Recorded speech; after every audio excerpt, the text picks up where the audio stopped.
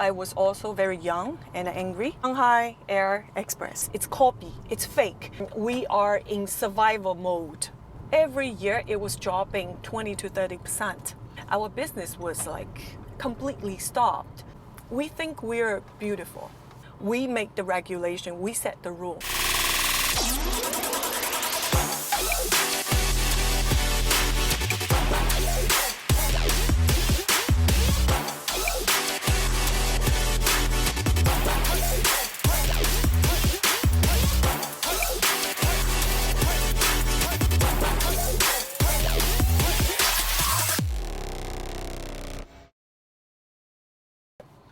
Welcome to the next episode of In China Between Meetings with your host Marian Danke. And today I'm extremely excited to have a guest, Sophie Chen, who is the CEO of SAE Relocation. Thank you, Sophie, for joining me.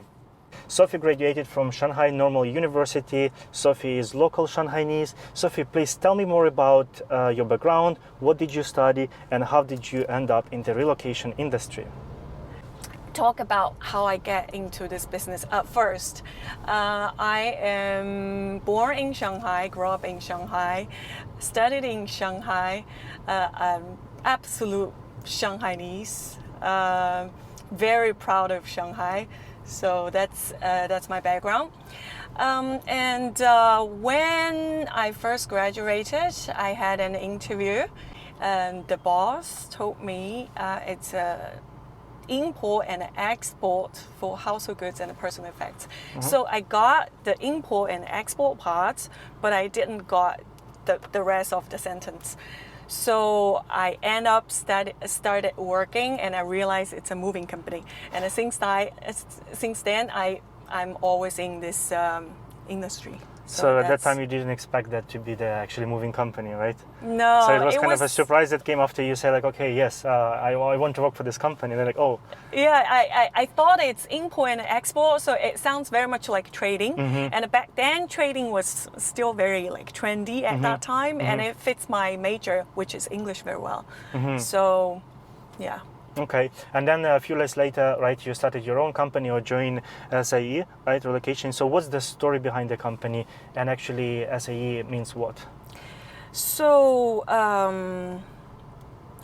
I worked a few years in that company, and I noticed that moving, especially in international moving industry, it's a white man's world.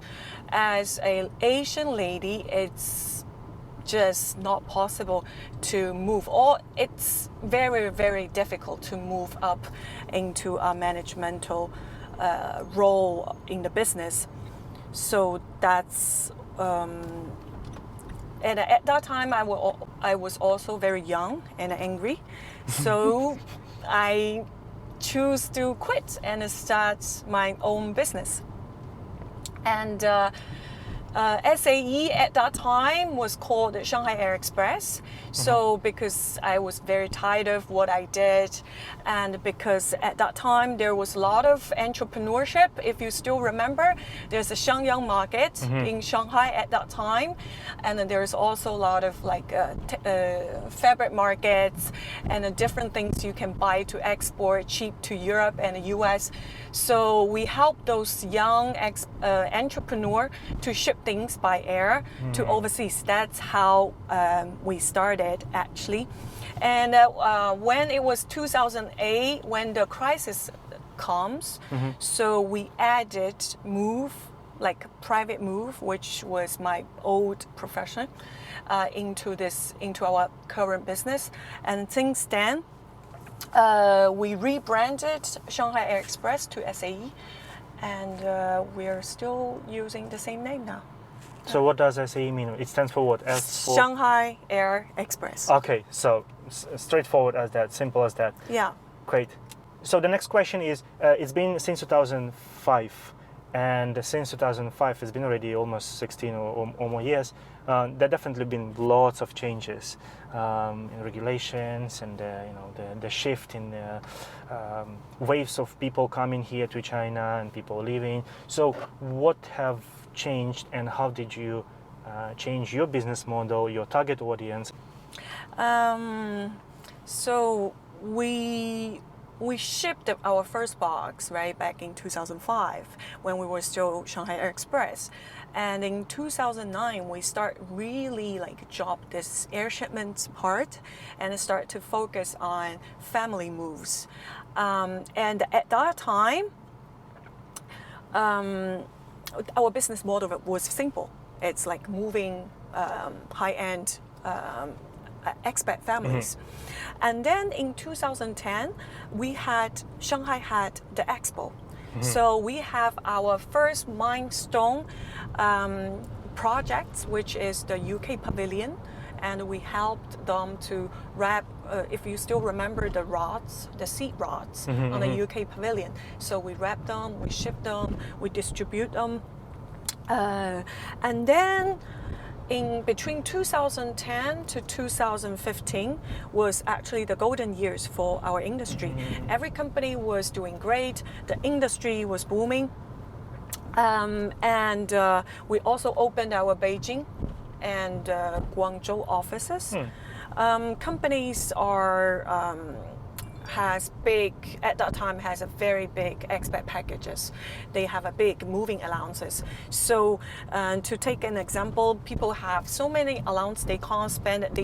They have to buy things to fill it up before they move back. So things like a motorbike with sidecars, which you don't see anymore in Shanghai, back then was very popular, and those Tibetan style cabinets, the opium beds, the jewelry cabinet, all those very favorite things that people buying from China bring back to their home. And in 2016, the market actually hits the top. And since then, the market always go down. And the number that we got from the custom was that every year it was dropping 20 to 30% for the household goods industry. So we sense this threat, the market threat, and it's lucky that we're a local company. Our strategy are very much focused on local. So there's two things we did. So we added business relocation services in our service scope. So when we say business, so this strategy is actually not only helping us to make our increase during this downsizing period, but also like actually very much help our client. I think that's the most important part, because thinking about when you move your own home, how many hassles you have, and when you think about one administrative person handle offices moves from hundreds to thousands of people, it's just not possible. There's a lot of like planning, coordination, communication needs to be done, like internally and externally. So that's where we came in, and that's how we helped our corporate clients to move the business, their offices, their factories. And the good thing is we are the one and only moving companies that are in China are able to have both arms, which is family move and business moves, both arms very strong. This is our advantage, and this is very unique in this market. The second thing that we did, we designed a service processes for local clients, because we noticed that throughout years, like in the beginning, the percentage of our Chinese client was 0, and the percentage is always increasing, even though it still represents a smaller share of our revenue.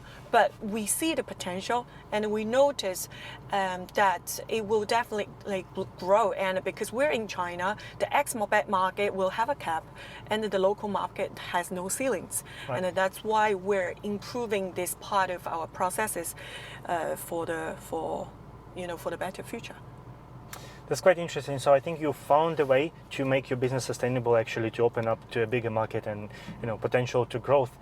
And then another thing happened, which is COVID. So how COVID actually affected your business, and how did you react? What did you do? What did you change, or if you changed anything at all? It was tremendous impact, I would say. If you still remember, in the beginning of 2020, all the compounds are closed, right? All the construction site are being pulled out. So basically, our business was like completely stopped. So it was very tough for us at that time. And the business started to pick up the middle of the year, and the good things is that we're the first one that came up with virtual move concept. So we actually last year the number of the people who moved was a lot. So people are actually like moving back a lot. And then, but on the opposite, the inbound client was almost zero, right? So nobody gets the visa, nobody allowed to come into China again, right? So that was very tough. And we are in survival mode, right, for the 2020. And for the 2021, I would say we're still on the survival mode, because it's just that so many people already moved out. And not so many people left to move out, plus coming in still not possible. I mean, now they just started to open up a little bit, so it's easier for you. There's ways for you to get visas, but it's very difficult. Yes, but when we look back, I think there are two things that we did right. One thing, because at that time you never know whether you did those ballsy choices, and you don't know whether you made a good move or you made a shitty move, right? So the two things that we did was, one, we gathered our employee, and then we tell them that so there's no reduce on the people, so nobody will get fired, and nobody will get their salary decrease. So we will take all the financial hit, but what we ask you to do is please get whatever business you can get, and take good care of the client. We take care of you, and you take good care of the client, and let's survive. We don't know how long it's going to happen. We can only look at what is going to happen in the next 3 months, and what we do, whatever we can do. And the second good things that we did was we actually hiring more people. It's like the stock market, right? Like when everybody panic, you go in, right? So at that time, we actually found very good, talented people that are on the market, and who's I would say not very expensive, but we really appreciate those people who are willing to join us at this very special moment, And I would say, when we look back now, we think it is working. I like the strategy. I'll note it down and make it as the takeaway for sure for this interview. So what's the situation today? Is it looking more positive, more business coming in? The situation is changing for better, right? When you're talking about today, this year, I say it's still surviving year, right? And I would but I want to talk about bigger picture, right? So who we are really think we are today, how we see ourselves in the market, right? One of my good friend Emily, she has a very interesting theory about made in China. So she's working in a fashion business, and she's always been in this business. So she said there's 4 phases in made in China. So the first phase is labor, factory, really made in China, tag in China. The second phase is copy. So companies like, I don't know, Li Ying or, Huawei, or it's copy the logo, copy the design, copy the quality, but you can still see it's obvious, it's copy, it's fake. The quality is not there, the senses are not there. And the third phase is that we have our own design. The quality is also there. We think we are able to competing with the international quality, the international design, from outside to inside, right? That's the third thing. And the fourth phase is we think we're beautiful. We think we are the one. We are proud of it. It's like 国潮. So Chinese style is the style. We make the regulation. We set the rule. So that's how she think, like made in China 4 phases. And I reflect this in our industry, right? It reflects perfectly, I think, because in the beginning, like when we started, we do a lot of subcontractor work. We supply labors. We work for big companies. We work for big international companies. Whatever job they're not able to handle by themselves, we do it for them. And the second phase is we try to be them. We copy them. We try to look like them, right? We see how their processes are, how their documentations are, and how they present to their clients, right? We copy.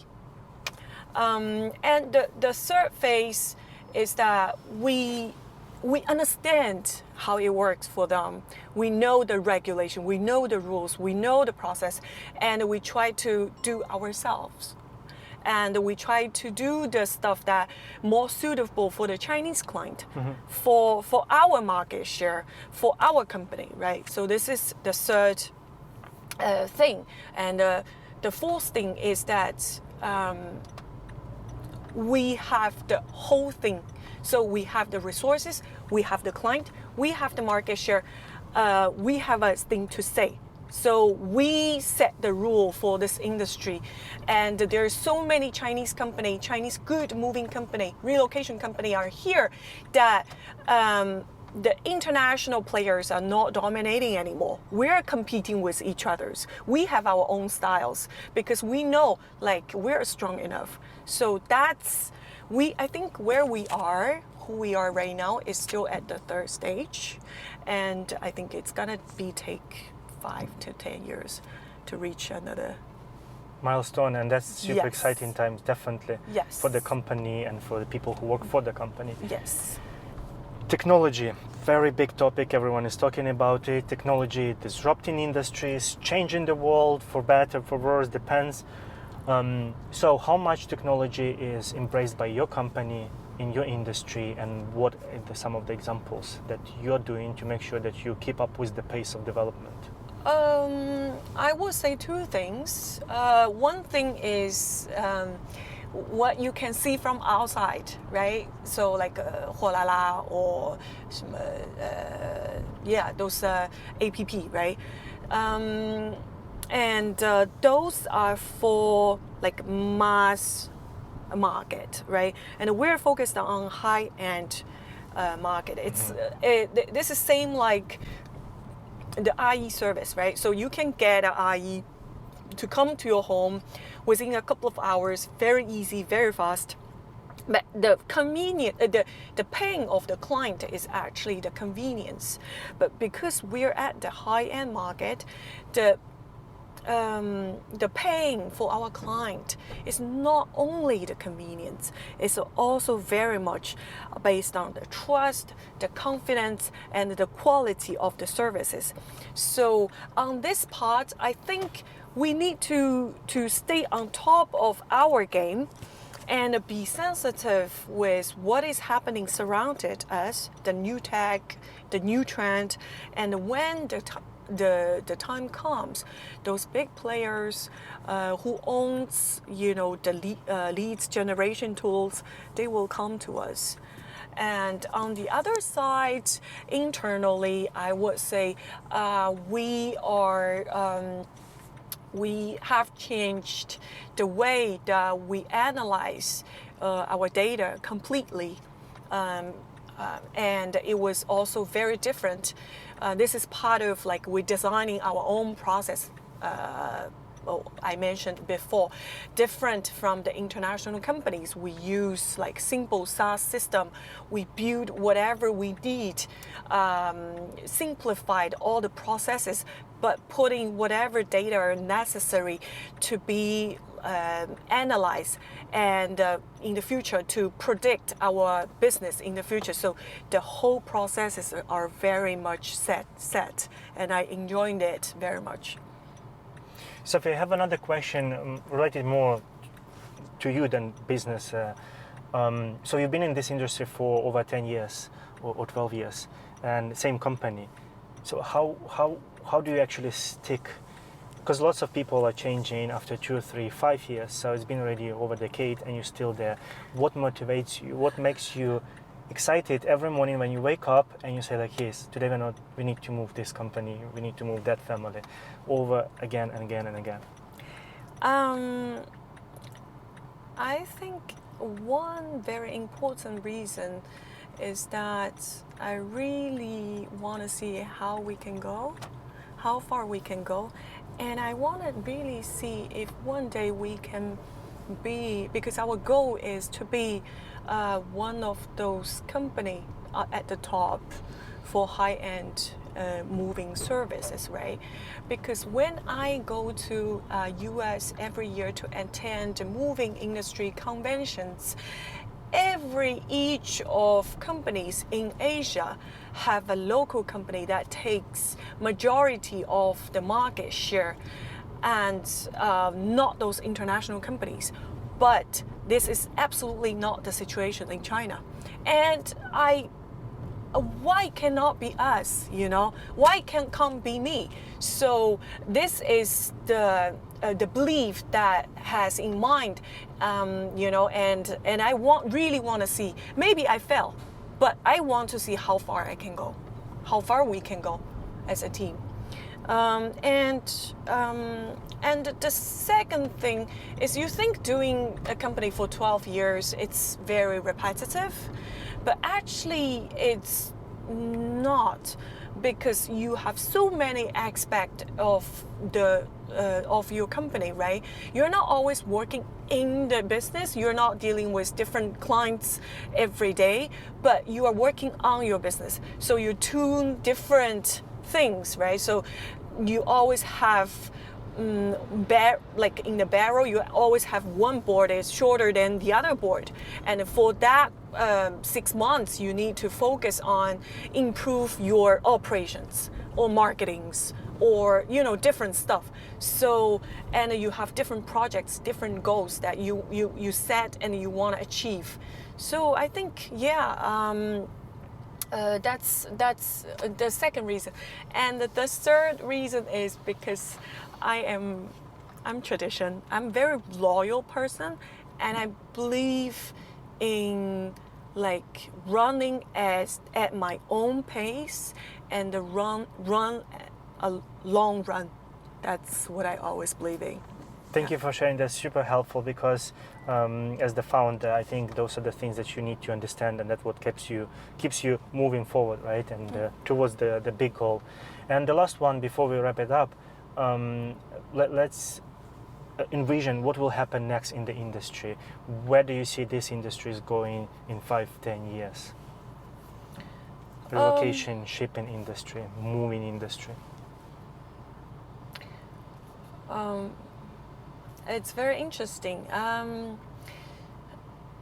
I would say I can only say for China, I think. It's unfair for me to speak for the whole global, right? But because the whole global is a mobility, right? And China is part of it. And from the economic point of view, China has overtaken US, becoming the number one country who has the most 500 Fortune companies listed.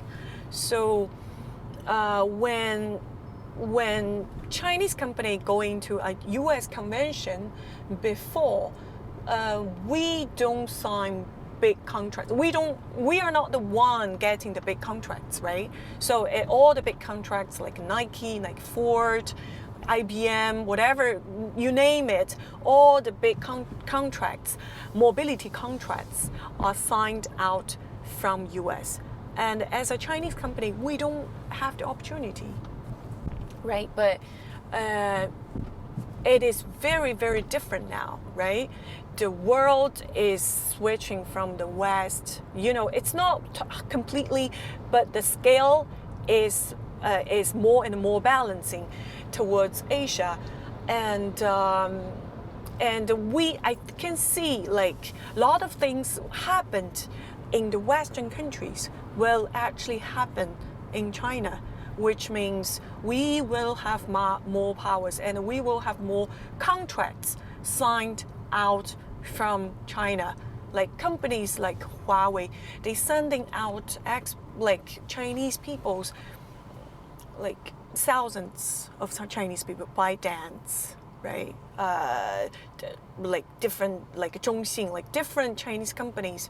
Everybody was talking about中企出海, Chinese companies moving outside. So there's a lot of potentials in this section, and we of course we also have our internal strategy, and we want to see like how we want to position ourselves in this new wave, right? And this is also a challenge thing that for us, we're still working on it and try to see it's the next wave. It's not our turn yet, but how we are able to merge ourselves to repositioning ourselves, that we can bring more values to our corporate clients. Yeah. Thank you, Sophie. Thank you so much. Thank you for your sharing insights. They're super interesting, and I wish the best on your entrepreneurial journey, and I'm looking forward to that phase 4 coming up soon. Let it be smooth, fast, and definitely it will bring lots of excitement right in the future, because like you said, it's reshaping, the world is reshaping, right? And that's the place you're going to play in it. It's quite interesting. That was episode in China Between Meetings with Sophie Chen. Please share, like, and comment, and see you next time. Bye-bye.